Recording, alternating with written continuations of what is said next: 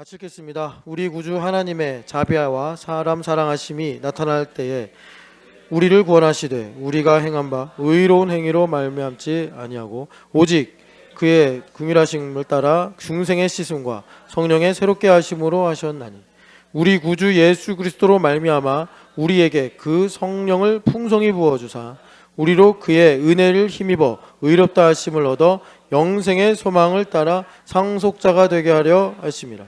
이 말이 미쁘도다. 원하건대 너는 이 여러 것에 대해 굳세게 말하라.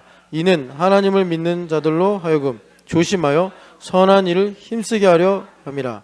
이것은 아름다우며 사람들에게 유익하니라. 아멘. 감사합니다. 자, 우리 한 번 더 옆 사람에게 축복합시다. 늘 새로 태어나는 은혜 가운데 있으시길 축복합니다.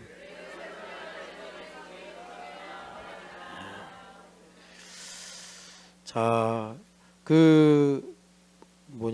여러분, 올리브 사토 세미나에서 받은 은혜, 주신 말씀을 1부 때 나누었으니까 우리 다니엘부 선생님들은 1부 설교를 좀 참고하시면 하나님께서 어떤 말씀으로 우리에게 은혜를 주셨는가를 나눌 수가 있고요. 여기 8절 말씀 보면은 이 말이 미쁘도다. 그러니까 참 아름답고 참 페이스풀하다 이런 말입니다. 미쁘도다. 그리고 이 여러 것에 대해 굳세게 말하라. 이것은 아름다우며 사람들에게 유익하니라. 이 말이 그 위에 이제 4절부터 8절까지인데 7절까지인데 그걸 율법적으로 표현한 것이 여기 신촌살롱의 정경칠 집사님이 인용한 중용 23장입니다. 그러니까 중용 23장을 아주 이해하기 쉽게 한 줄로 딱 요약을 하셨더라고요. 한결같은 꾸준함은 드러나고 빛나며 마침내 변화를 이끈다. 그러니까 1부 때 이거를 그냥 막 이렇게 설득하려고 설명하면은 애매해서 이제 신집사님이 받았다는 말씀을 가지고 우리가 이제 구체적으로 나눴어요. 그러니까 회사에서 되게 스트레스가 많은데 하나님께서 그러면 좋은 직장으로 너를 보내주리라 이러시면 좋잖아요. 근데 참 더 힘든 직장 상사를 놓고 하나님께서 이제 성경 여러 구절에 나오잖아요. 베드로 전서인가요? 거기에도 나오고 에베소서에도 나오고 그러면서 주님께서 너희들에게 상전들이 있는데 우리로 말하면 상사죠. 그 상사를 섬길 때 죽게 하듯 하라. 그리스도로 섬기듯 하라. 이 말씀을 응답으로 받았단 말이에요. 이제 그런 일들을 말하자면 하나님 주시는 은혜와 힘을 가지고 한결같이 꾸준하게 섬기면 빛나며 마침내 변화가 일어난다. 이제 이거를 율법적으로 중용해서 기록을 한 거예요. 그런데 이제 이거 율법적으로라고 하는 말을 여러분 잘 기억하시고 그러면 여러분 그 어려운 일을 그러니까는 상황이 다르신 분들은 신집사님의 이 숙제가 나 같으면 뭐 얼마든지 하겠는데 이렇게 생각하기 쉽지만 지금 당장의 신집사님에게는 이게 넘사벽의 문제란 말이에요. 그 신집사님에게 가까이 있는 욥의 세 친구 이야기도 여러분 기억하시죠? 이게 안 되면 너는 끝이야 이렇게 말했대잖아요. 그러니까 신집사님은 정말 그 낭떠러지에 있는 거예요. 신집사님한테 지금 필요한 건 복음이란 말이에요. 내가 정말 동의가 안 되고 내가 만나면 스트레스가 생기는 그 상황 속에서 그리스도께 하듯 하라. 신집사님은 예수님을 믿는 사람이니까 그게 무슨 말씀인지 알아요. 그런데 내가 교회 와서 성도들을 섬기고 뭐 또 목사님 말씀에 순종하고 지체들을 섬기고 하는 일들은 그렇게 하겠는데 이걸 직장 가서 한다는 게 이게 이제 되게 복잡하고 어려운 일이 되는 거예요. 그럼 그거를 가능하게 하는 그 힘, 동력이 어디서 오느냐? 그거를 이제 여기서 보면은 5절에 성령 하나님의 중생, 우리를 거듭나게 하신. 그러니까 신집사님은 매일 주일마다 그 말씀에 복종하기 위해서 그 말씀을 이루실 주님을 신뢰하면서 중생하지 않으면 안 되는 거예요. 거듭나지 않으면 안 되는 거예요. 신정기 집사님은 거듭나지 않고 내가 뭐 계획을 세워서 내가 이렇게 더 노력을 해서 직장생활 잘하면 되지, 그게 아니라 십자가의 능력으로 내가 죽고 예수님 사시는 이 중생의 은혜가 있어야지 되더라.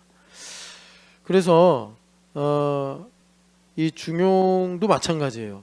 한결같이 꾸준히 알겠단 말이에요. 이러면은 빛이 나고 마침내 변화가 생기는 건 알겠는데, 그러면 비가 오나 눈이 오나 좋으나 슬프나 내가 꾸준히 할 수 있는 그 힘, 인간이 이성을 갖고 식물을 연구해요. 그러면 식물이 줄기가 있고 또 이파리가 있고 뿌리가 있고 각자의 역할은 무엇이고 어떤 온도에서 잘 자라고 물은 얼마나 필요하고 뭐 이런 거 다 이제 분석해서 식물학을 만들어요.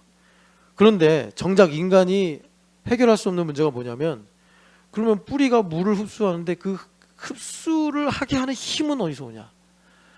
이파리가 광합성 작용을 하는데 그 광합성 작용을 하게 만드는 힘은 어디서 오느냐? 이 생명학은 아무리 생각해도 알 수가 없는 거예요. 그죠? 마찬가지 우리에게도 생명학이 필요한데 그게 복음이에요.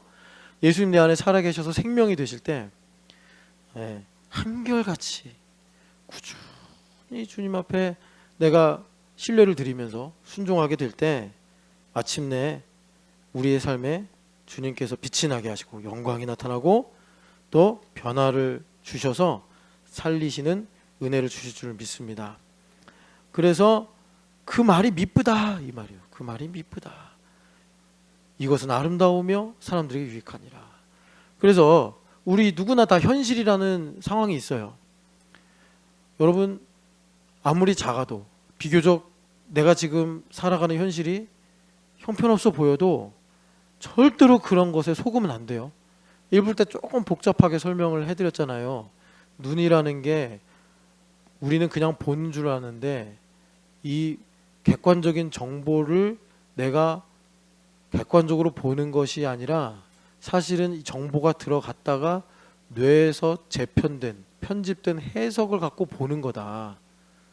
그래서 시각 장애를 가진 사람도 자기가 이 뇌에서 보는지 안 보는지를 분별하는 기능이 제대로 작동하지 않으면 여전히 본다고 생각한다.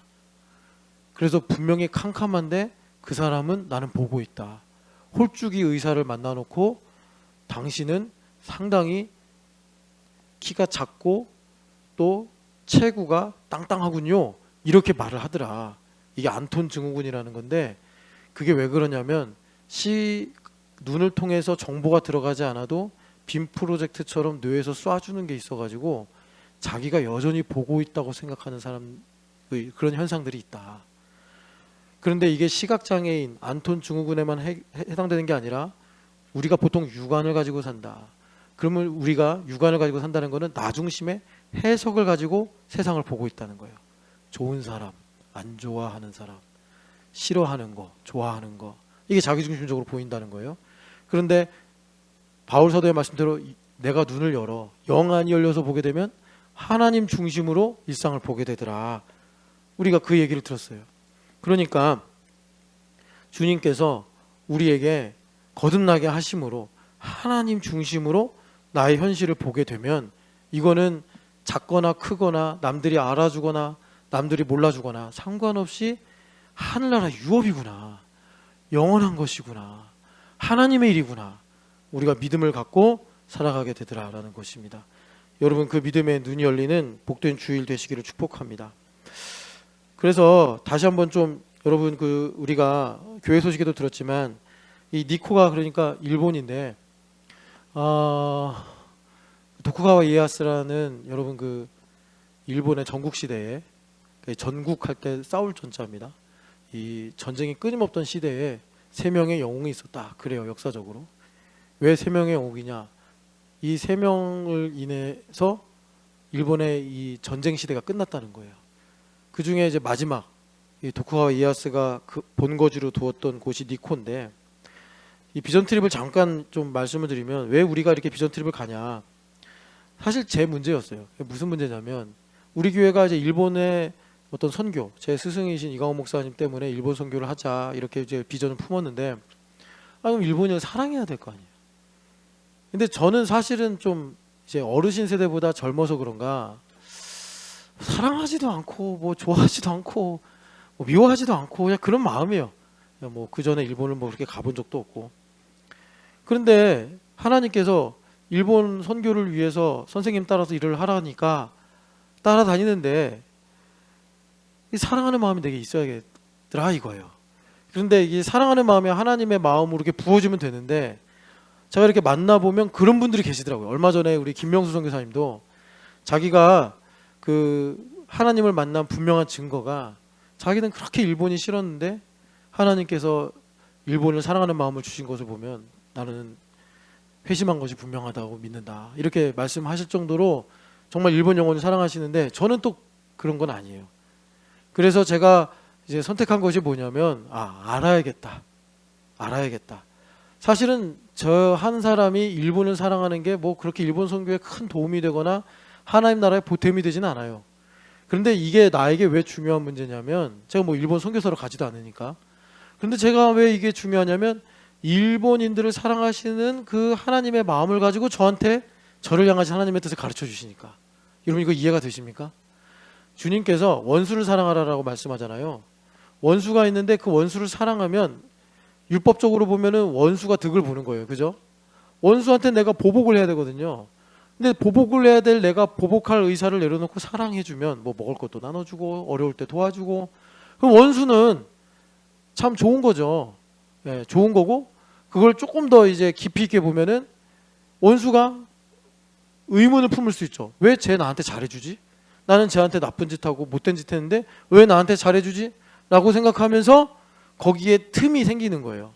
왜라는 질문 속에. 그러면서 하나님께서 그 원수에게 말씀하실 수 있고 더 나아가서 구원의 은혜를 베풀어 줄 수 있다. 그게 이제 원수를 사랑하라는 주님의 명령에 담긴 하나님의 뜻이에요.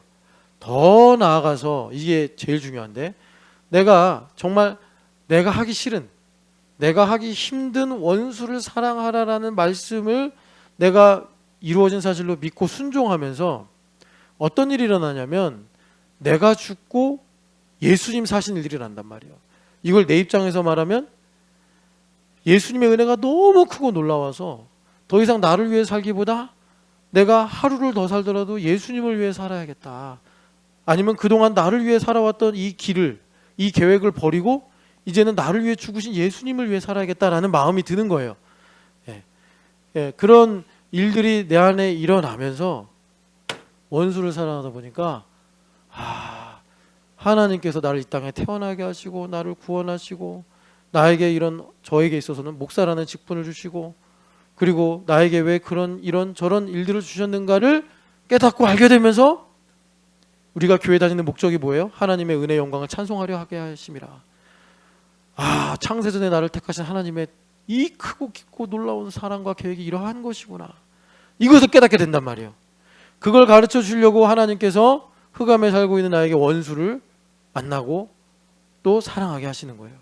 그걸 이제 민족 단위로 보면 일본이란 말이죠. 일본을 내가 원수예요. 역사적으로 변하지 않는 사실이에요. 일본이 원수인 거는. 우리 아이들도 독립기념관 갔다 왔는데 우리 아이들이 그랬다니까요. 좋은 나라인 줄 알았더니 속상합니다. 이런 얘기 했단 말이에요. 원수의 나라인데 그 원수라고 내가 직면하고 인식하는 동시에 우리 주님께서 하신 말씀 원수를 사랑하라. 그 말씀이 이제 나에게 명령이 돼가지고 일본인들을 사랑하게 돼요. 그런데 그들을 사랑하려면 알아야 될 거 아니에요. 그래서 비전 트립을 시작했고 하나님께서 왜 이들을 사랑하시는가. 여러분 그 이유를 다 여기서 말씀드릴 수는 없고 여기 보면 3장에 우리를 구원하시는데 행한 바 의로운 행위로 말미암지 아니하고 여기서 구원이라고 하실 때 여러분 우리가 지난주에 들었던 베드로전서 1장에 믿음의 결국 영혼의 구원 그거 생각하시면 됩니다. 그러니까 지금 오늘 나의 직장도 가정도 믿지 않는 나의 형제 친지 부모도 주님께서 구원하시는 그 삶의 구원이에요. 우리를 구원하시는데 중요한 거는 우리가 행한 바 의로운 행위로 말미암지 않고 이거예요. 그러니까는 우리가 나 중심으로 살던 관성이 있어가지고 우리는 항상 예수님을 믿고 교회를 다니는데도 깨어있지 않으면 내가 행한 바 나의 의로운 행위를 근거로 뭔가 내가 하나님의 은혜를 또 구원을 받으려고 하는 성향들이 생긴단 말이에요. 그래서 십자가 외에 결코 내가 자랑할 것이 없다, 바울 사도가 말씀하신 것인데, 여기 보면은 주님께서 우리에게 중생과 새롭게 하심의 씻음으로 우리에게 하나님의 말씀을 따라 살 수 있는 힘을 주시는데, 그 일을 이루시는 근거가 1부 때 말씀드린 것처럼 하나님의 긍휼히 여기심을 따라서 우리에게 그걸 주시는 거예요. 그러니까 그게 법적 근거인데, 여러분 그리스도 예수 안에서 우리가 이 긍휼을 받을 수 있는 자격은 딱 하나입니다. 긍휼히 여기는 거예요. 긍휼히 여길 때 팔복에 나오는 말씀처럼 긍휼히 여김을 받으리라.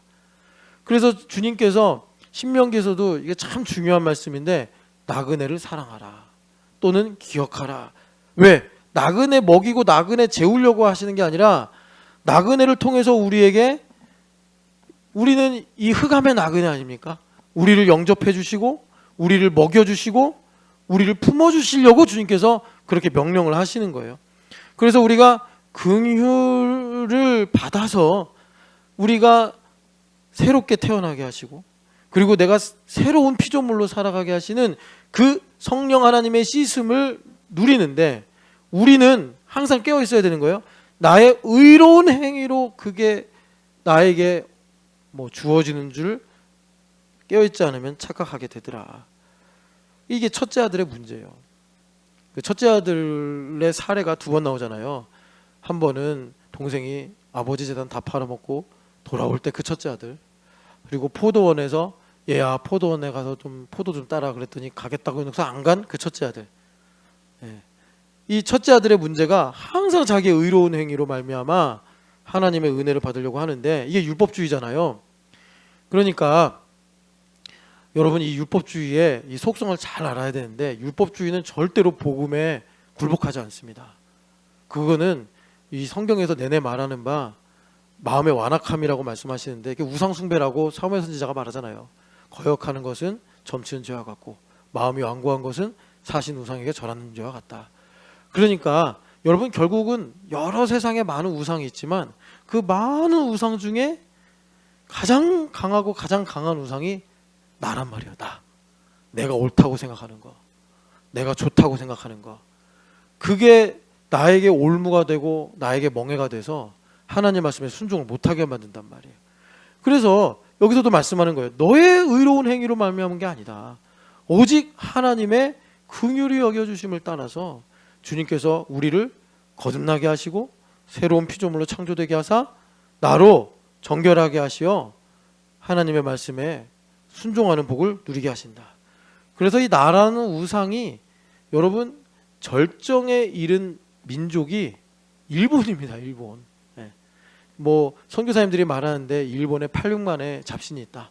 근데 이 800만이라는 일본어가 다르게 해석을 하면은 무한대란 뜻이래요. 그러니까 일본인들은 보는 것마다 다 이제 귀신 이름을 붙이니까. 그래서 그 일본인들을 일컬어, 여러분 예전에도 한번 말씀드렸지만 일본인들은 피동적 율법주의자다. 불교도는 능동적 율법주의자. 열반에 이르려고 막 자기를 수행하고 그러잖아요. 그러니까 능동적인 율법주의자. 칼이 무서워가지고 순종하는 사람들, 율법에 따라가는 사람들, 그런 사람들을 이제 수동적 율법주의자, 이슬람교도들. 그리고 나도 모르게 태어나서 살다 보니까 율법주의가 된 피동적 율법주의자, 유대인. 그리고 일본인. 그런데 유대인들은 여러분 아시겠지만 이 토라를 맡음으로 인해서, 그러니까 율법 성경, 이 구약 성경을 그들이 지키면서 이제 자기 힘으로 이렇게 그 율법주의자가 됐다면, 일본 사람들은 그들의 기본적인 민족성도 있겠지만 그 일본이라는 환경, 역사 이런 것들 때문에 자기들이 이렇게 피동적 율법주의자가 됐단 말이에요.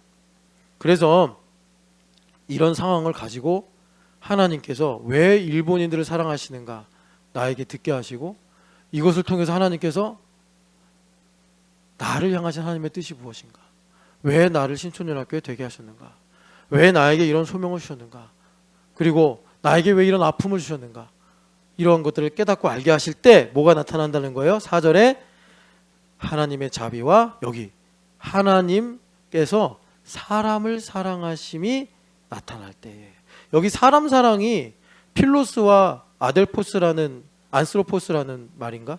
네, 안스로포스라는 말이 이렇게 더해진 거예요. 그러니까 여러분 이 말씀을 한 단어로 바꾸면 내 안에 예수님 나타나신다는 거예요. 그러니까 내 삶에서 예수님이 나타나시는 게 뭐냐? 아, 그래서 하나님께서 나를 이 부모님을 만나게 하셨구나. 그래야 부모님을 공경한다고. 그냥 부모님이 나에게 물려주시는 재산이 많아서 나를 좋은 환경 속에서 길러주셔서 그걸로 우리가 부모님을 공경하는 게 아니라 하나님께서 나에게 영원하신 뜻이 있는데 그 뜻을 이루시기 위해서 나에게 이런 부모님을 만나게 하셨구나라는 사실을, 그 비밀을 발견하게 될 때 우리가 참으로 이 세상의 은원 관계에서 벗어나 자유롭게 부모님께 감사하고 공경할 수 있는 그 복이 열리게 되는데, 그게 어떤 거냐? 나의 인생에서 하나님의 자비와 사람 사랑하심이 나타날 때란 말이에요. 그 구체적인 결정체가 바로 예수 그리스도란 말이에요. 예수님 내 안에 계시기 때문에 나타나신다고. 어두운 캄캄한 밤에 별이 나타나듯이 예수님께서 그렇게 나에게 하나님의 사랑으로 나타나시는데, 그럴 때 주님께서 우리를 구원하시되 믿음의 결국 곧 영혼의 구원을 베푸시는데, 우리가 착각하면 안 되는 게 내가 기도를 많이 해서가 아니란 말이에요. 내가 성경을 많이 알아서가 아니란 말이에요. 내가 남보다 옳은 생각을 가지고 있어서가 아니란 말이에요. 내가 죄를 남보다 덜 져서가 아니라 하나님의 긍휼하심을 따라 내 안에 계신 성령 하나님께서 나를 거듭나게 하시고 새로운 피조물이 되게 하시는 그 일로 나로 하나님의 뜻을 행하게 하사 나의 삶이 지나가면 사라지고 지나가면 흐릿해지는 덧없는 인생이 아니라 영원한 하나님의 뜻을 이루고 살아가는 복된 삶을 살게 하시더라라는 것입니다.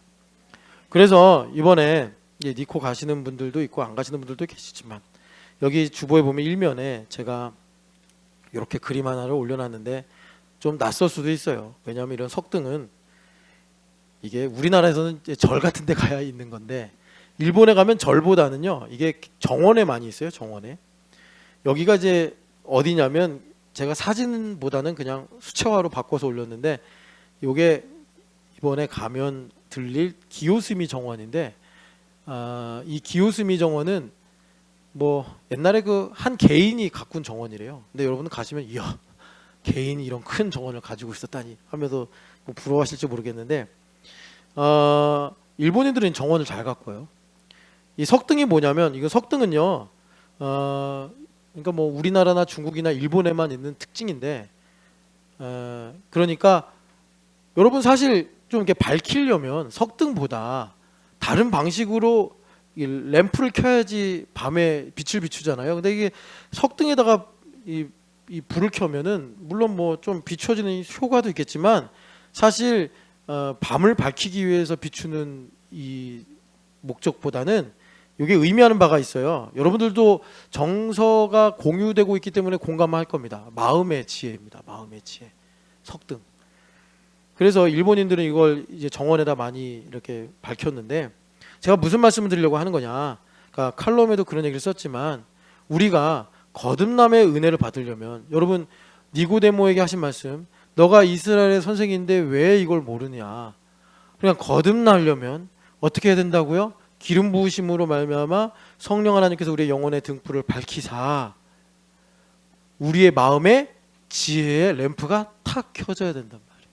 그 지혜의 램프가 탁 켜질 때 내 안에 계신 예수님, 나의 어린 시절에 계셨던 예수님, 내가 뛰놀던 그 교회 마당에 계셨던 예수님, 나를 주일학교에서 말씀을 가르쳐 주시고 또 기도해 주시던 선생님 안에 계셨던 예수님, 내 고난 가운데 아무도 없는 줄 알았는데 내가 모르고 지나갔지만 지금 돌아보니 거기에 여전히 계셨던 예수님, 그 예수님을 발견하게 되더라 라는 것입니다. 그래서 제가 지금 이제 뭘 풀어서 말씀드리냐면, 우리가 니코에 가서 이제 기요스미 정원을 갈 텐데, 여기를 걷는 것만으로도 웬만한 정말 그 산만하고 뭐라 그럴까, 정신없는 사람이 아니면 자연스럽게 사유의 길을 걷게 됩니다. 자연스럽게 기가 막히게 만든 정원이에요. 거기 가서 괜히 떠들려고 그러지 말고 조용히 시간 충분히 드릴 테니까 정원의 나무 아래서 또 징검다리 위에서 또는 그 뭐 벤치에 앉아서 여러분들이 적어도 몇십 분은 깊은 사유에 빠지셨으면 좋겠는데 그 사유를 통해서 성령 하나님께서 왜 나를 이곳에 부르셨는가 생각하실 때 여러분 나의 마음을 비추시는 예수님의 등불을 발견하시기를 축복합니다. 그래서 1부 때 말씀을 좀 이제 이어서 조금 정리하고 이제 다음으로 넘어가면 신집사님이 지금 하여튼 힘들어요. 힘든 건 뭐 여러분 이론의 여지가 없는데 그래서 성경을 읽다가 이게 성경 읽는 것도요. 여러분 다 아시잖아요. 멸종 위기였잖아요. 우리 신집사님 멸종 위기. 그래서 저번에 와서 그런 거예요. 어떻게 성경을 읽습니까? 그래서 제가 좀 무지막지한 얘기를 했어요. 4시 반에 일어나서 성경 읽으세요. 그랬어요. 아니 신집사님이 퇴근하고 뭐 12시 1시란 말이에요. 그런데 아니 이 악한 목사가 아니 그러면 참 건강에 염려가 되니 충분히 주무시고 하나님께 자비를 구합니다. 이렇게 좀 복스럽게 얘기하면 좋은데 4시 반에 일어나서 성경을 읽어야죠. 어떻게 해요? 그래서 신집사님이 정말 4시 반에 일어나서 성경을 읽었더니 성경이 읽혀지더라는 거예요. 딱 읽고 새벽 예배 나오고 그 다음에 이제 출근한대요. 그럼 둘 중에 하나예요. 지금 이 흑막을 뚫고 나가든지 아니면 여기서 순교적인 인생을 살든지 둘 중에 하나인데 신집사님 보니까 어제도 막 10km 막 연대 운동장 팍팍 뛰는 거 보면은 죽지는 않을 것 같아요. 근데 여하튼 간에 신집사님이 그렇게 순종하면서 성경 말씀을 읽는 중에 하나님께서 너의 상사를 주를 섬기듯이 하라라는 정말 너무나 뭐라 그럴까 적실하지만 너무나 또 어려운 말씀을 주셨단 말이에요. 그게 여러분 꼭 기억하세요. 이거 지금 신집사님 들으라고 하는 설교가 아니라 우리 듣자고 하는 말이에요. 그게 오베데돔의 복입니다. 여러분 예전에 말씀드렸잖아요. 오베데돔의 복이 뭘까? 그 행간을 잘 읽어야 되는데 오베데돔의 가정의 복을 받고 다윗이 깨달은 것이 우리는 지금 성경을 소프트웨어로 검색하거나 뒤져보면은 아니 언약궤를 레위인 제사장이 메고 가야 되는 게 당연하지. 그런데 여러분 다윗 시대는 당연한 게 아니었단 말이에요. 그래가지고 그 베세메스 사람들을 통해서 역설적으로 나온 일종의 신앙 고백이 거룩하신 하나님 앞에서 누가 능히 서리오. 이게 신앙 고백이어서 아무도 설 수가 없다. 그런데 오베데돔이 복을 받으니까 이름도 오베데돔인데 그 사람이 레위인도 아닌데 이름으로 의미하는 바를 보면 참 이스라엘 세계관으로 천한 사람일 것이 가능성이 높은데 그런 사람이 모스트 홀리 플레이스의 가장 거룩한 그 언약궤를 잘 섬겼단 말이에요. 이게 참 이 다윗의 할머니가 루시드라라는 말씀처럼 이해가 안 되는 거예요. 하나님께서 분명히 모압인은 총에 못 들어온다고 그랬는데 이스라엘 백성들이 지금도 프라이드로 여기는 다윗의 별, 그 다윗의 할머니가 모압 여인이란 말이에요. 이게 기가 막힌 거죠. 이해가 안 되는데 하나님의 모략은 이해할 수 없는 거잖아요. 마찬가지로 오베데돔이 이스라엘을 살린 거예요. 언약궤를 잘 섬겨서.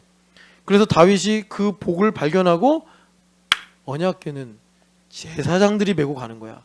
그러면서 목숨 걸고 겸손하여 언약궤에서 미갈이 흉을 볼 만큼 기뻐 뛰며 찬양했단 말이에요. 그 영감을 채우라. 목사님 봐야지. 누구를 이렇게 찾고 있는 거야. 그 영감을 누구를 통해서? 오베데돔을 통해서 받은 거라고. 오베데돔을 통해서. 그러니까 레위인이 법궤를 지고 가야 된다라는 마지막 퍼즐 조각이 지금 신집사님에게는 앞으로 어떻게 인도하실지는 모르겠지만 그 태모시기 씨 여러분 다 아시죠? 저랑 이름이 좀 비슷해. 성은 모르겠어요. 근데 그분을 그리스도를 섬기듯이 섬겨라. 이걸로 주님께서 말씀하신 거예요. 그런데 여기서 한 가지 중요한 원칙이 하나 있습니다. 아니 목사님 그게 그런 오베데돔에게 주신 말씀인지 아닌지를 오베데돔을 통해서 주신 말씀인지 아닌지를 어떻게 할 수 있습니까? 그러니까 그럴 수도 있고 아닐 수도 있는데 그럴 수도 있고 아닐 수도 있는 것을 결정짓는 것은 신영기 집사님의 자유의지예요.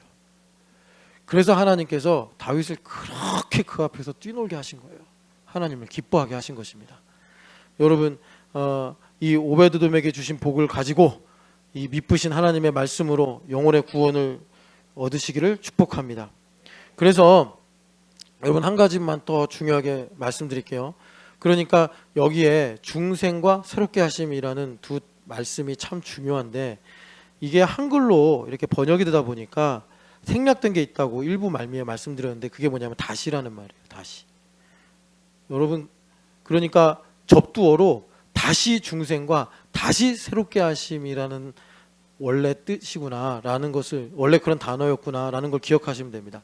그러니까 성령 하나님께서 다시, 그러니까 지속적으로 우리의 삶에 하시는데, 여러분 인간은요 똑같은 게 계속 반복이 되면 재미가 없어요. 그죠? 의미를 잃어버려요. 그러니까 성령 하나님께서 다시 나를 중생하게 하시고 다시 나를 새롭게, 이게 교리적으로 제가 거듭났는데 또 거듭난다라는 게 아닙니다. 이 거듭남의 깊이가 더해진다는 거예요. 1년 전에 나의 거듭남의 감사가 1년이 지난 지금의 이 감사에 비해서, 그러니까 더 깊어진 감사를 오늘 내가 드리는 거고, 1년 뒤에는 더 깊어진 감사를 주님께 드리는 거예요. 그게 믿음으로 그리스도의 장성한 분량에 충만한 데까지 이르는데, 성령 하나님께서 이렇게 우리의 삶에 계속해서 깊이를 더하셔서 나의 삶에 하나님 말씀에 순종할 수 있는 동력인 중생과 새롭게 하심을 베풀어 주시더라. 그래서 아까도 말씀드린 것처럼 신명기에 주님께서 이제 가나안 복지로 들어가라 말씀하시는데, 그때 뭐라고 말씀하신다고 그랬죠? 깨닫는 마음을 주실 것이고 보는 눈을 주신다. 이 보는 눈을 가지고 여러분들에게 말씀드렸는데, 청력도 마찬가지입니다. 청력도요, 청력이 약해지잖아요. 그럼 환청이 많이 들린대요. 이 환청이 들리는 이유도 뇌에서 이 정보를 종합을 해가지고 청력도 일종의 빔 프로젝트처럼 쏴주는 걸 듣는데요.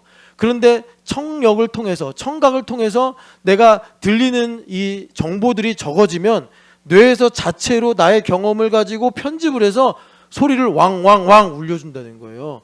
이게 실제로 그렇게 된답니다. 그러니까 시각도 마찬가지고 청각도 마찬가지인데, 내가 해석한 걸 듣고 내가 해석한 걸 본단 말이에요. 마찬가지입니다. 하나님 중심으로 내 마음의 할례를 받으면 하나님께서 보여주시는 게 보이는 거예요. 그동안 보이지 않던 게 보이고 들리지 않던 게 들리는 거예요. 그게 뭐냐면 부드럽고 세미한 음성을 듣기 시작하고 내가 하나님의 선하심을 보기 시작한다는 것입니다.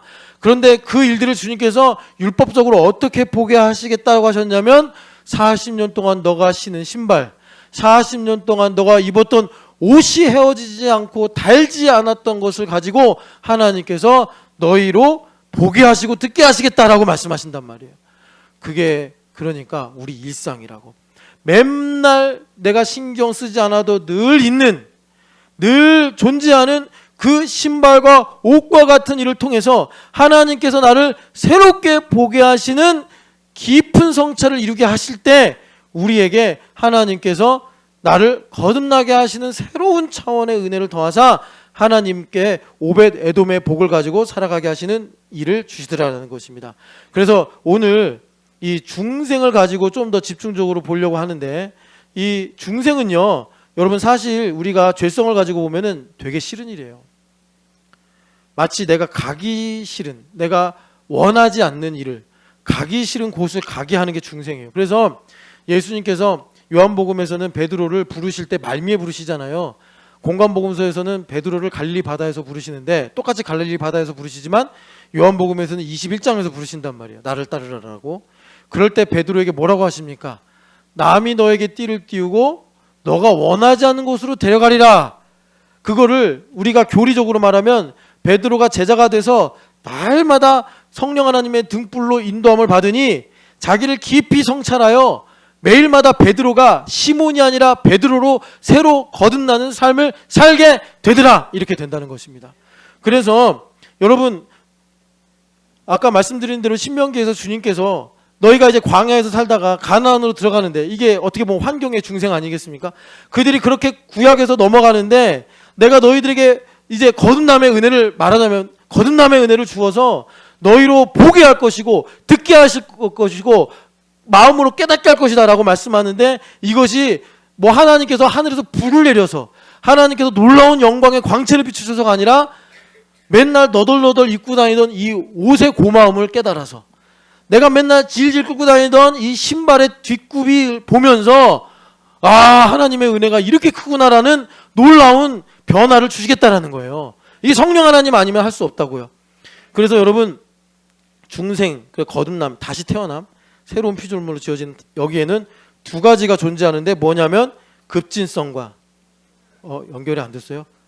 큰 소리 좀 말 좀 해주지. 나 혼자 이거 계속 보는 줄 알고 열심히 쓰고 있잖아요. 자기 얘기한다고 또 그냥 급진성, 유연성이 있어야 됩니다. 그러니까 유연성은 뭐냐면요, 여러분 이거 현실적으로 말하는 거예요. 맨날 교리적으로 거듭남의 은혜 감사합시다, 거듭나게 하시는 주님을 찬양합니다 해봐야 그냥 나는 과거의 어느 한순간에 변화됐겠지 하고 그냥 밋밋하게 살아가니까, 여러분 오늘도 나에게 이 중생의 은혜를 주시면 유연성, 이게 뭐냐면 내가 하기 싫어하는 일, 내가 하기 싫어하는 일을 하게 하시고요. 급진성은 뭐냐면 내가 할 수 없는 일, 할 수 없는 일을 주님께서 하게 하십니다. 그냥 여러분들한테, 근데 이거를요, 여러분 중요한 건 뭐냐면, 이제 이 얘기를 좀 안 하고 넘어갔는데, 이 일은 목사 할아버지도 할 수 없어요. 이거는요, 여러분 참 복된 일인데 성령 하나님만 하시는 거예요. 성령 하나님만 하시는 거예요. 그러니까 이거를 제가 어떤 프로그램을 만들어서, 아니면 여러분들 개개인에게 어떤 의도를 가지고 접근해서 만들어낼 수 있는 게 아니에요. 그래서 이번에 올리브 사토에서 세미나 할 때 중요했던 주제 중에 하나가 뭐냐면 성령 세례예요. 성령 세례가 뭐냐, 하나님 성령 세례를 왜 주셨느냐, 뭐 이런 내용인데, 여러분 성령 세례가 그러니까 하나님께서 오순절 성령 강림으로 우리에게 주셨는데, 여러분 우리가 어떻게 한 번에 하나님의 하시는 일과 하나님의 뜻을 다 알 수가 있겠어요. 그러니까 사도행전을 지나가면서 바울 통해, 베드로를 통해 성령 세례가 이렇게 되어가는 거구나. 그래서 여러분 사실 성령 세례가 무엇인지, 어떻게 하나님께서 우리에게 역사하시는 건지를 깨달은 것은 에베소서에서 바울 사도가 알게 됐어요. 그러니까 에베소서는 에베소에서 목회하면서 에베소 교회를 통해서 바울 사도가 배운 건데, 그러니까 에베소서를 보면 이렇잖아요. 성령 세례는 머리이신 예수님과 몸된 우리를 하나로 붙이는 작업이 성령 세례예요. 그래서 성령 하나님 내 안에 계셔서 예수님을 나타내시고 예수님을 깨닫게 하는 게 성령 세례예요. 그런데 이 일이 머리와 몸이 붙는 일인데, 우리 입장에서 머리와 몸이 붙는 게 무엇이냐 봤더니 손이 팔에 연결돼서, 팔이 어깨에 연결돼서, 어깨가 몸에 연결돼서, 그래가지고 머리에 붙어 있는 거더라. 교회됨으로 성령 세례가 있구나. 그래가지고 바울 사도가 에베소에서 목회하실 때 고린도 교회에 급한 일이 생겼다고 하니까 고린도 교회에게 편지를 쓰면서 고린도전서 12장을 같이 읽어보겠습니다. 고린도전서 12장 말씀.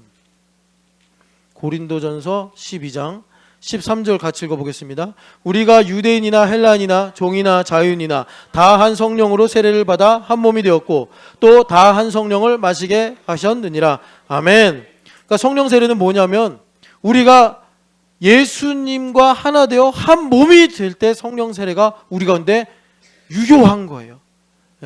우리 경섭이가 여주에 살아요. 그렇게 주중에 교회 오고 싶어도 보다, 예전에 요 앞에 살았을 때는 언제든지 교회 올 수 있었는데 여주에 있으니까 웬만큼 자기가 마음 먹지 않으면, 특별한 일이 없으면 주중에 교회 올 수가 없어요. 그럼에도 불구하고 우리 경섭 형제가 성령 세례를 받아 거리로는 멀리 떨어져 있지만 예수님과 한 몸이 되어 살아가는 신촌 연합 교회됨이 있다면 성령 세례로 예수님께서 나의 삶에 나타나시는 복을 누리고 살아갈 수 있더라라는 것입니다. 그래서 여러분, 그러니까 한마디로 무슨 말이냐면 성령 세례는 우리가 한 몸이 된 것인데 이런 거예요. 우리가 자연 생태계를 보면은 개구리가 잠을 자다가 봄이 오면 깨어나고, 애벌레가 기어다니다가 일정 시간이 되면 번데기가 되고, 그러다가 또 하나님의 섭리 가운데서 기온이 바뀌고 날이 흘러가고, 그러다가 얘가 번데기에서 나와가지고 나비가 되고. 여러분 이거를요 인공적으로 사람이 조절을 해가지고 모든 생태계의 조건을 최적화하는 건 불가능할 겁니다. 그런데 하나님은 전능하신 능력으로 개구리에게는 개구리에게 맞는 조건을, 애벌레에게는 애벌레에게 맞는 조건을, 여러 생물들, 식물들, 동물들에게도 다 하나님께서 그런 조건을 최적화 주시는 거예요. 성령 세례가 그렇다는 것입니다. 우리가 한 몸이 되어 살아갈 때 주님께서 우리가 거듭나게 될 수 있는 최적의 조건, 만약에 영적으로 그런 환경의 온도와 습도와 뭐 또 이 조도와 이런 것들이 다 필요하다면 하나님께서 그런 것들을 그리스도 예수 안에서 충분하고 최적화시켜 주셔서 우리가 하나님의 은혜로 거듭나게 되는 이 일들을 베풀어 주신다는 거예요. 그러니까 제가 이 중생하는 것은 이제 율법적으로 말하면 내가 싫어하는 일이라 할지라도 하게 되는 유연성과 내가 할 수 없는 일이라고 느껴지는데 그것을 내가 믿음으로 담대하게 바다 위를 걸어가듯이 내딛는 급진성이 있어야 되는데, 이거는 제가 여기서 어떤 프로젝트를 세워가지고 합시다 해도 되는 것이 아니라 여러분들 각자가 한 몸 된 가운데 성령 하나님의 인도하심을 받을 때 여러분들 매일마다 얼마나 먹고 어떤 일을 하고 누구와 만나고 그런 일들을 통해서 내가 슬퍼하기도 하고 기뻐하기도 하고 내가 감사하기도 하고 때로 넘어지기도 하는 이런 모든 조건을 주님께서 최적화로 인도하셔서 나로 쉬지 않고 다시 거듭나게 하시고 다시 거듭나게 하사 하나님의 뜻대로 행할 수 있는 능력을, 우리에게 동력을 주시더라라는 것입니다. 이게 성령 하나님만 할 수 있는, 성령 하나님만. 그래서 이 중생과 이 반대되는 것이, 그러니까 그냥 옛사람으로 살아가는 거잖아요. 옛사람으로 살아가는 사람의 모토는 내가 하던 일, 내가 하던 일. 우리가 찬양 가사 중에 있잖아요. Not what I have done. 근데 이 사람은 But what I have done. 이렇게 사는 거예요. 그러니까 내가 하던 일, 그리고 내가 좋아하는 일, 내가 좋아하는 일만 하려고 그러고, 그리고 내가 할 수 있는 일만 하려고 그래. 여러분, 이게 틀렸다는 건 아니지만 내가 계속 이 주의를 가지고 살면 하나님 말씀에 순종하는 것은 너무나 나에게 멀리 있는 일이다. 그래서 주님께서 우리에게 다시 한번 말씀을 드리면 하나님의 은혜를 깊이 깨달아서, 그래서 고린도전서 2장에 성령 하나님은 하나님의 깊은 것을 통달해서 우리에게 하나님의 은혜가 무엇인지 알게 하신다. 그 은혜는 에베소서 1장 4절 말씀 보면 하나님 안에 있는 것이라고 해요. 그러니까 우리가 결국은 하나님을 기뻐하고 즐거워해서 내가 살아가는 모든 일로 하나님을 알고 그 아는 것으로 내가 감사할 때 나를 향하신 하나님의 뜻이 무엇인가 깊이 있게 깨닫는 거예요. 조은영 집사님이 저기 서 있는데 은영 집사님이 하랑이 엄마로서 내가 하랑이 엄마가 된 것을 어제도 오늘도 내일도 그 은혜를 새롭게 깨닫는 거예요. 하랑이가 7살 때, 하랑이가 8살 때, 하랑이가 9살 때, 그럼 계속 하랑이로 말미암아 하나님께서 거듭나게 하시는 거예요. 조은영 집사님을. 그렇게 될 때 조은영 집사님이 내가 할 수 없는 일을, 내가 하기 싫은 일을, 그런 일들을 오히려 바울사도처럼 은혜를 헛되이 받지 않아 하나님께 자천함으로 소망하며 다윗처럼 언약궤 앞에서 춤추고 뛰노는 일로 우리가 하나님의 일들을 행하는 은혜를 주시더라라는 것입니다. 그래서 여기 보면은 시슴이라고 그러잖아요. 시슴. 다시 그 디모데 전서로 가면은, 아니야, 디도서로 가면 시슴. 이 시슴이 참 중요한데, 자, 시슴을 여러분 그 에스겔서로 보세요. 에스겔서 가면 우리 주님께서 그 포로로 잡혀 있는 그 유대인들, 근데 그 유대인들에게 약속을 하나 주시는데, 에스겔서 36장을 보겠습니다. 에스겔서 36장, 시슴을 좀 제가 보려고 그러는 거예요.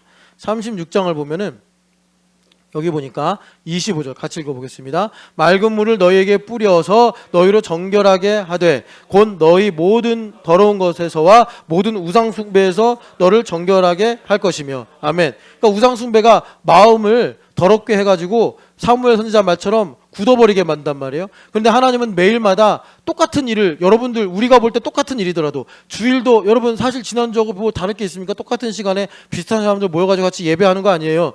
그런데 절대로 하나님 보실 때는 똑같은 일이거나 비슷한 일이 아니다. 완전히 다른 일이고 새로운 일이다. 그런데 우리가 그럼에도 불구하고 그걸 못 보고 모르고 사는 이유는 무엇입니까? 우상 때문에 그렇다니까요.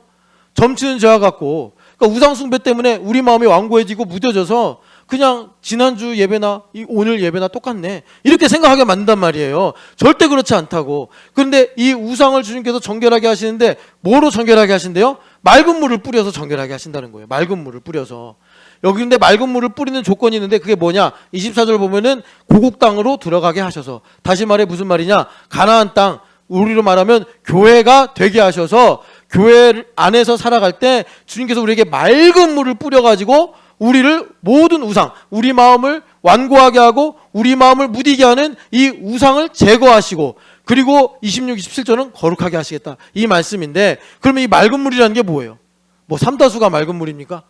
아니잖아요. 이 맑은 물이 뭐예요? 이 성경을 통해서 봐야 되는데, 맑은 물이 뭐냐면, 여러분 그 민수기 19장을 보면은 정결례가 있는데, 민수기 19장 한번 펴보겠습니다. 민수기 19장을 보면은 뭐를 맑은 물이라고 하느냐? 이스라엘 백성들은 절기 때마다 성전에 들어가 기도를 해야 되는데 부정한 자는 성전에 들어가면 안 되는 거예요. 그러니까 하나님께서 정결례를 주셨는데, 그게 뭐냐? 자, 17절, 19장 17절 읽어보겠습니다. 그 부정한 자를 위하여 죄를 깨끗하게 하려고 불살은 죄를 가져다가 흐르는 물과 함께 그릇에 담고, 그래서 우수추로 뿌리면 그 물방울이 닿을 때 정결하게 된다라고 하나님께서 약속을 주신 거예요. 자, 그러면 두 가지입니다. 흐르는 물인데, 흐르는 물에 뭘 담아요? 불살은 죄를 담는데, 뭘 불사른 거예요? 붉은 암송아지, 붉은 암송아지. 유전학적으로 붉은 암송아지가 태어날 확률은 저도 뭐 이거 확률적으로 모르겠어요. 그런데 희박해. 지금 이스라엘의 그 유대인들이 제3성전을 이제 다시 재건하려고 열심히 노력 중인데, 안 되는 것 중에 하나가 뭐냐면 붉은 암송아지예요. 그러니까 붉은 암송아지가 태어나는 것도 어렵고요, 유전학적으로. 그런데 그 암송아지가 점 하나도 있으면 안 되는 거예요. 얼룩이면 안 되는 거야. 그런데 여러분, 그렇게, 그러니까 붉은 암송아지라는 유전자 외에는 아무것도 없어야 돼요. 여러분 예전에 그 뭐 멘델의 유전 법칙 이런 거 배워서 좀 느낌이 오실 거예요. 그러니까 하나님의 섭리 속에서 하나님께서 역사하셔야지만 이 정결케 하는 맑은 물을 만들 수 있는 붉은 암송아지가 태어나는 거예요. 그러니까 특이점이라고 할 수 있죠. 그리고 흐르는 물은 우리가 많이 들어서 알겠지만, 인간이 수로를 만들거나 뭐 이렇게 문물을 파가지고 길어 올리는 물은 부정한 물.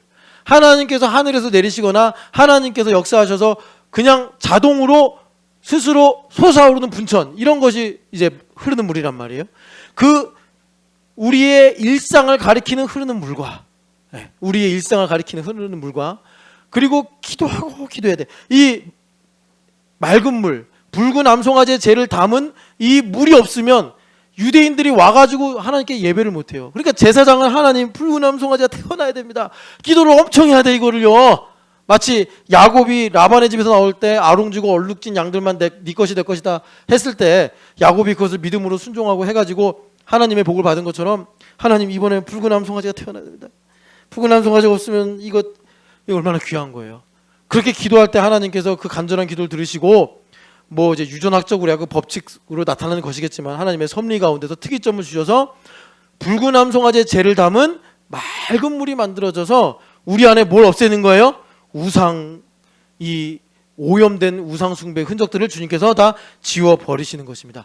이것이 풍성하게 성령 하나님께서 우리 안에 오셔서 나를 똑같은 옷을 입고 하던 일을 하는데도 불구하고 내가 하나님의 창조의 세계 속에서 새로운 일을 하는 사람인 것처럼 하나님의 생명을 가지고 살아가게 하는 그 중생과 새롭게 하심의 삶을 주님께서 우리에게 허락하시더라라는 것입니다. 자, 그래서 이런 모든 일들이 어디서부터 시작이 된다고요? 성령 하나님께서 마치 이 석등처럼 내 마음에, 어두운 마음에 오셔서 등불로 나를 비추실 때, 이걸 우리가 그냥 일상적인 용어로 나를 성찰한다, 내가 하나님께 받은 내가 얼마나 큰가. 우리 경섭이 마음에 또 등불이 켜져야 된단 말이에요. 잠언 10장의 말씀처럼 그 영혼의 등불이 켜지는 게 뭐죠? 주님, 정말 이 여주라는 멀고 먼 그 도시에서 직장생활 하다가 또 나를 이렇게 불러주셔서 우리 형들도 만나게 하시고, 또 우리 애기들도 보게 하시고, 이렇게 예배도 하게 하시고, 목사님도 만나게 하시고, 참 감사합니다 할 때 우리 경섭의 마음에 영혼의 등불이 다 켜져서, 오늘 디도서 말씀대로 주님께서 우리 경섭이 안에 하나님의 자비와 경섭이 사람을 사랑하신 하나님의 마음을 나타내신다, 예수 그리스도를 나타내실 때 그 주님께서 일하심으로 경섭이가 지긋지긋하게 다니는 회사가 아니라 하나님의 뜻이 이루어지도록 하시기 위해 나를 부르신 직장 생활을 하게 되더라라는 것입니다. 자, 그 내면의 성찰이 뭐죠? 내가 너에게 이르는 마른 영이요 생명이라 하신 주님의 레마예요. 이 레마를 우리가 레위기 말씀의 거룩의 하나의 지표로서 플리페에 있는 바람소리다라고 들었고, 엘리야 선지자의 일로 세미하고 은밀한 음성이다라고도 들었고, 또 오늘 다른 말씀으로 여러분들에게 말씀드리면 암묵적 불문율이다. 이 암묵적 불문율을 영어로 번역하면 이렇게 쓸 수 있어요. unwritten rules, unwritten law. 여러분 어디 말씀이죠? 우리를 살리는 영의 말씀은 신비에 새겨진 말씀이다. 새 언약에 관한 고린도후서 3장 3절의 말씀입니다. 그래서 여러분 이런 거예요. 암묵적 불문율은 그러니까 예원아 너 오늘 저녁에 목사님 만나고 가라 할 때 예원이도 계획이 있고 일정이 있고 하고 싶은 일이 있는데도 불구하고 목사님께서 말씀하셨으니까 해야지. 아니면 아까 유아한테 내가 부탁했는데 유아가 그냥 쌩 나가버리더라. 너한테 아직 암묵적 불문율이 없는 거야. 아까 전에 그랬잖아. 목사님, 예원이가 하여튼 너희 둘한테 말했잖아. 목사님 없어서 참 교회가 허전했습니다. 그 얘기 좀 나한테 인사하라고. 그게 축복이라고. 그런데 그냥 끝나자마자 휙 나가가지고 뭐 안 그랬다는 걸 이제 간접적으로 증명한 거지. 뭐 목사님 아직 뭐 목사님 계신 건 안 계시거나 상관없습니다. 그런데 그런 것들이 되는 거, 그게 암묵적 불문율이야. unwritten rule. 채율아, 아빠가 그렇게 보고 싶어? 응? 아빠 집에서 많이 보잖아. 목사님 봐야지, 목사님. 자, 목사님 뭐라고? 나를 성찰하게 하는 영혼의 등불이 뭐라고? 암묵적 불문율이라고. 암묵적 불문율. 어렵지만 써봐요. 암묵적 불문율. 그래서 여러분 이 암묵적 불문율이 어떻게 보면 이거예요. 다윗이 그 언약궤 앞에서 하나님께서 춤춰라라고 명령도 안 했어요. 너 춤을 안 추면 언약궤 또 옮기다가 큰일 난다. 이렇게 하나님께서 경고하신 것도 아니에요. 다윗이 깊이 묵상해 보니까 언약궤 앞에서 춤을 추지 않을 수가 없는 거예요. 왕인데도 불구하고. 이런 게 암묵적 불문율이에요. 여러분 이것이 생명력으로 우리 안에 있을 때 하나님께서 우리에게 여기 말씀하신 바 영생의 소망을 따라 나의 삶이 현실이 녹이 슬고 벌레가 갉아먹는 썩어져가는 육신의 삶이 아니요 하늘의 장막을 덧입는 하늘의 유업을 이어가는 상속자의 삶을 살게 되더라라는 것입니다. 그래서 오늘 여기 말씀에 7절에 영생의 소망이 뭐예요? 마가복음 11장 24절 말씀이죠. 너희가 구한 것은 이미 받은 줄로 믿으라. 그러니까 이루어진 사실로 우리가 하나님의 말씀을 믿고 살아갈 때 그 말씀이 바라는 자들의 소망이 되어서 우리로 하나님의 이 힘과 지혜를 의지하여 살아가게 하는 삶을 살게 된다라는 것입니다. 그래서 여기서 중요한 건 뭐냐면요. 여러분 이 하나님 말씀에는 반드시 여러분 오늘 이 믿음을 구하셔야 됩니다. 하나님 말씀에는 이 말씀 자체가 율법 조문이 아니란 말이에요. 이 말씀에는 디모데 후서 3장 16절의 말씀처럼 하나님의 숨결이 있다고요. 하나님의 영감이 있단 말이에요. 영감이 있기 때문에 아까 복잡한 말씀을 드렸지만 제가 그림을 하나 그려드릴게요. 채우라. 이거 한번 잘 그려봐. 나중에 검사할 때 목사님 볼게. 자, 이게 우리 뇌예요. 여기 소뇌가 있고. 그러니까 제가 뭐 전문가는 아니기 때문에 대충 제가 그냥 여러분 이해하기 쉽게 그릴게요. 요게 우리가 보는 이 시각 정보들을 종합하는 이 뇌라고 합시다. 그런데 여기가 그 정보들을 모아가지고 우리로 보게 하는, 그 편집해서 보게 하는 그런 뇌의 기능이에요. 예. 그러니까 우리는 육안을 가지고 살면은 여기서만 반응을 하는 거예요. 그런데 실제로 뇌과학을 연구해 본 사람들이 보니까 여기서 정보를 받아가지고 이쪽으로 넘겨서 얘가 빔 프로젝트처럼 쏴주는 걸 보더라는 거. 우리가 이거 다른 색깔로 해야겠네. 얘가 이렇게 쏴주는 걸 가지고 저게 사실이구나. 저게 이런 모양이고 이런 뜻이구나 라는 것을 우리가 알게 되더라는 것입니다. 그러니까 하나님의 말씀이 영감이 있다는 것은 그 말씀이 우리 어디를 바꾸느냐, 이 부분을 바꾼다는 거예요. 이 부분에서 쏴주기 때문에 시각장애인인데도 본다고 말을 하고, 청력이 약해지는데도 들린다고 그러고, 더 나아가서 성령 하나님께서 이 부분을 관장하시니까 어린이들이 예언을 하고 노인들이 꿈을 꾸고 젊은이들이 비전을, 환상을 보게 된다라고 주님께서 약속하시는 거예요. 하나님의 말씀이 우리 가운데 들어오면 경섭 형제가 여주만 보는 게 아니라 10년 뒤에 있을, 내가 경섭이한테 그랬거든요. 너 여주 내려갈 때 꼭 너가 제대하면서 꾸었던 그 비전을 포기하지 마라. 영어 공부 열심히 해라. 한 달에 한 권씩 책을 꼭 읽자. 그래서 경섭 형제한테 이 암묵적 불문율이 생기면 어떤 일이 생기냐면 이제 여주로 좀 있으면 3부 예배 마치고 버스 타고 내려간단 말이에요. 내려가면서 내가 이제 암묵적 불문율입니다. 내가 이제 10월 한 주밖에 안 남았는데 한 권 마저 읽어야겠다. 이런 마음이 생기는 것이 다윗이 언약궤 앞에서 춤을 추는 거고, 경섭 형제가 중생과 새롭게 하심의 씻음을 가지고 현실의 시간을 하늘의 유업으로 살아간다는 것입니다. 영혼과 순간이 하나가 되어서 우리가 믿음으로 살아가게 되는 거예요. 여러분, 이 영혼의 등불이 우리 안에 켜져서 현실의 삶이 그냥 거칠고 메마른 삶이 아니라 하나님께서 생수의 강을 흘려보내셔서 보라, 내가 새 일을 행하리라, 광야에 길을 내고 사막에 강을 내리라 하신 믿음의 삶을 살아가시기를 축복합니다.